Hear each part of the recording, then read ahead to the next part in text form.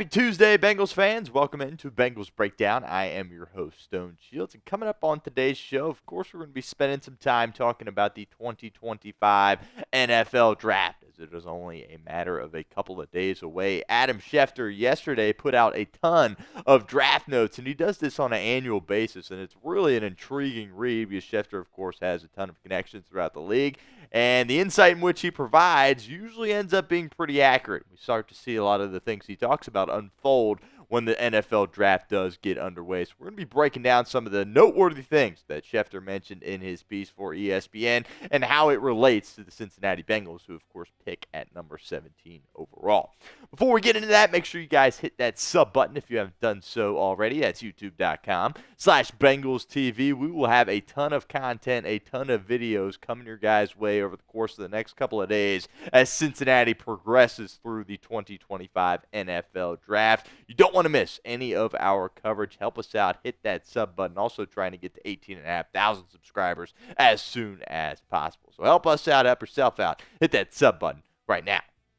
All right, let's get into some of these draft notes here from Adam Schefter. And I do want to start out with the first few picks and kind of the general takeaway from what Schefter had to write for ESPN. Schefter essentially saying, hey, Cam Ward's going to go number 1 overall. I think we all at this point understand that that's going to happen. Really can't think of a year when it's been several years since we didn't really know who that number 1 pick was going to be headed in the draft. It certainly feels like it will be Cam Ward. Schefter also noted that Travis Hunter and Abdul Carter are expected to go in the top 4 as well. So those 3 guys filling out the first 4 spots of this NFL draft. Really nothing surprising, but always nice to have Schefter confirm that for us. Next up here, the Giants and Shedeur Sanders. Shedeur Sanders, in my opinion, is the most intriguing player in this 2025 NFL draft. The Giants, of course, pick at number 3 overall, but they added some quarterbacks this offseason, bringing in Russell Wilson, bringing in Jameis Winston. But Schefter noting that nobody really has been busier than the New York Giants when it comes to evaluating Shedeur Sanders, even saying that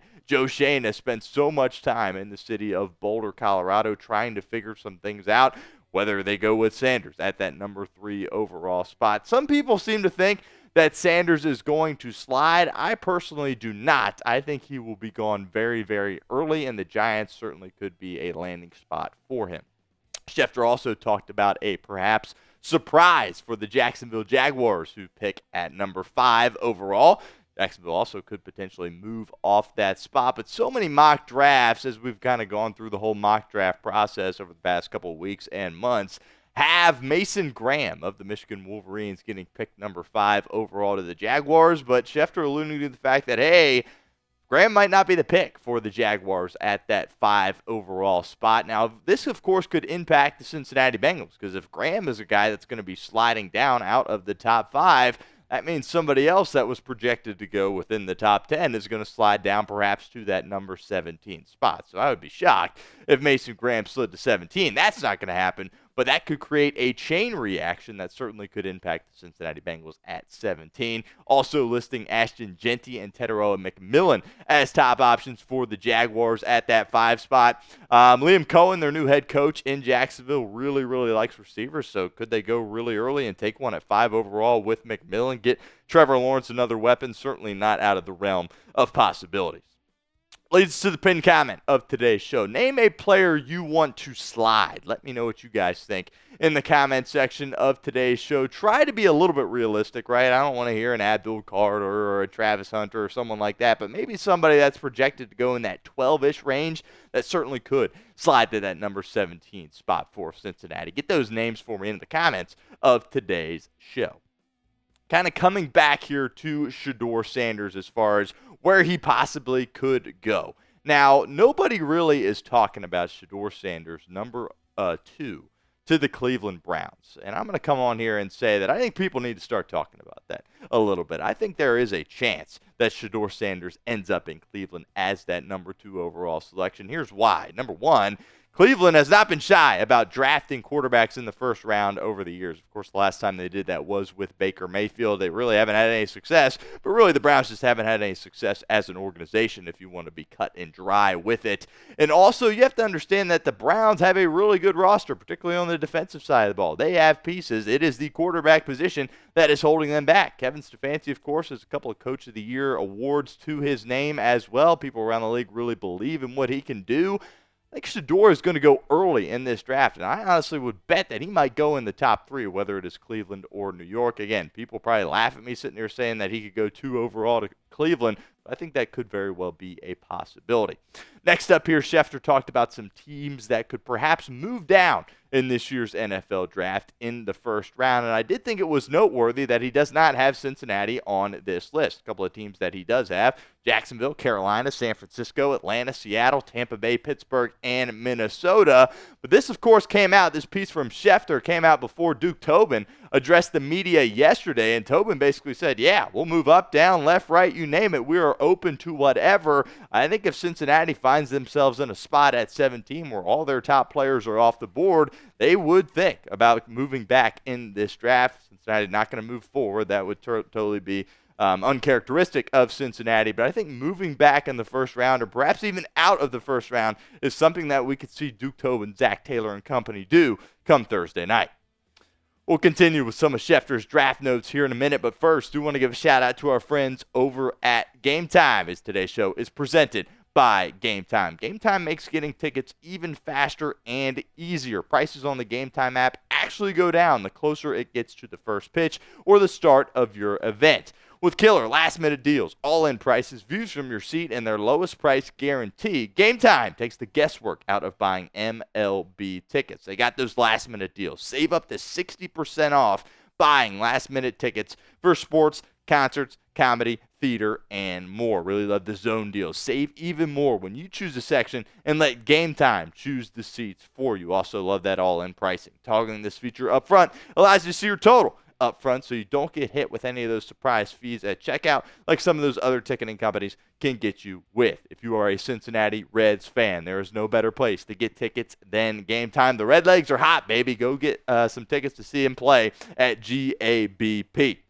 So take the guesswork out of buying tickets with Game Time. Download the Game Time app, create an account, use code CHATSPORTS for $20 off your first purchase. Terms apply. But again, create an account, redeem code CHATSPORTS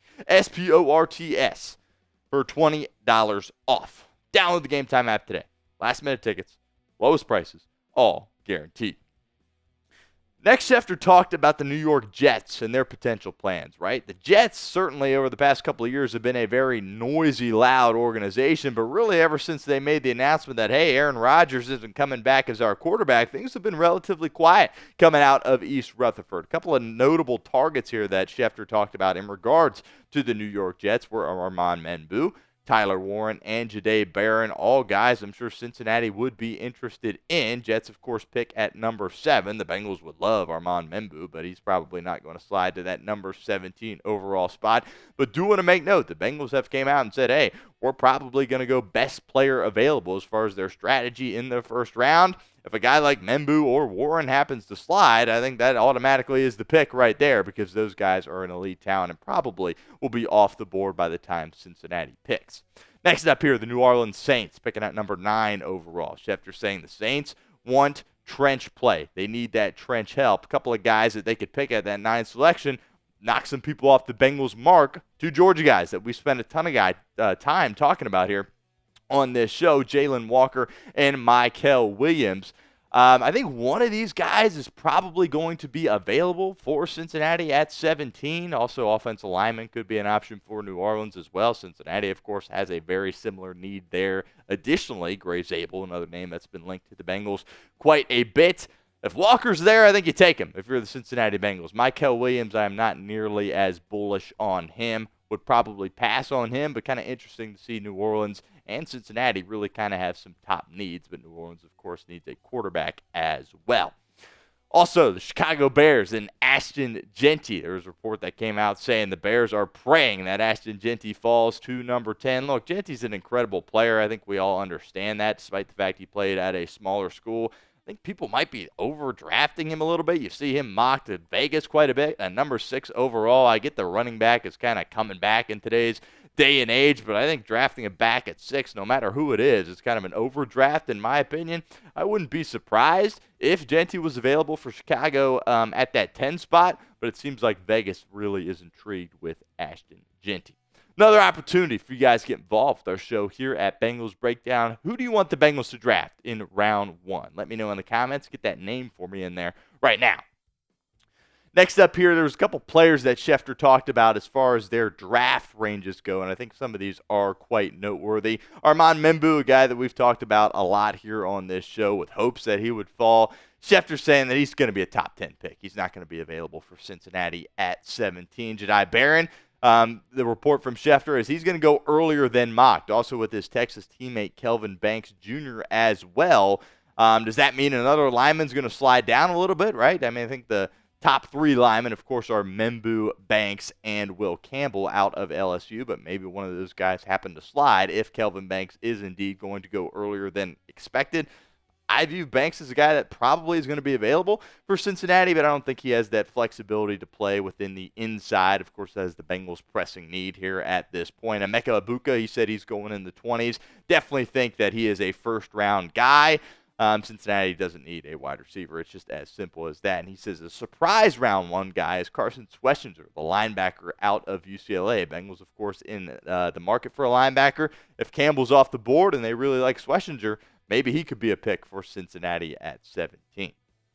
Last up here, trade candidates. A couple of trade candidates that Adam Schefter did talk about in this piece that he wrote for ESPN. Some of these guys don't really have much impact on Cincinnati. These first 3 guys, right? Kirk Cousins, and then a couple of tight ends, Dallas Goedert and Mark Andrews. You know, if Tyler Warren's there, yeah, they'll take Tyler Warren, right? But I don't think the Bengals really have a pressing need for that tight end position, especially after getting Gesicki back. Obviously, you got some concern there with Eric All Jr. being out for the entirety of this season coming up, but I don't think you're going to see Cincinnati trade for a veteran tight end. That would be out of the realm of possibilities. These next 3 guys, though, certainly could have an impact on Cincinnati. Of course, the guy on the far right there, Trey Hendrickson, Schefter listing him as a potential trade candidate. Obviously, lots of people around the league have been talking about Cincinnati potentially dealing Trey Hendrickson prior to them picking at 17. Look, Duke Tobin came out yesterday and said, hey, you know, we're happy to have him on our team. He left it very short and sweet, but every time Tobin takes the podium and talks, it seems like there is a less and less chance that Cincinnati trades Trey Hendrickson. So I would be shocked if that happened at this point. A couple of veteran corners on the board there as well. Certainly a position of need for Cincinnati. We'll see if they would happen to go after a guy like Ramsey or Jair Alexander. Also, a couple of quarterbacks here, not going to impact Cincinnati at all. Sam Howell, and Will Levis. And some running backs with Travis Etienne Jr. and Rashad White. Also some receivers there. The only guy that pops out on this list for me is Evan Neal. Certainly a guy that was drafted very, very highly in the National Football League when he came out of Alabama, and I don't think his career necessarily has panned out the way some people expected. Last up here on this list, Greg Newsome, a guy that we spent a ton of time talking about at the deadline. I am a huge fan of Greg Newsome II, but you would probably not see a trade within the division. Obviously, he is a member of the Cleveland Browns at this point. Also, another AFC North guy, Odafe Owe, and certainly a guy with a lot of talent in Kayvon Thibodeau, but unlikely Cincinnati makes a move for any of these guys.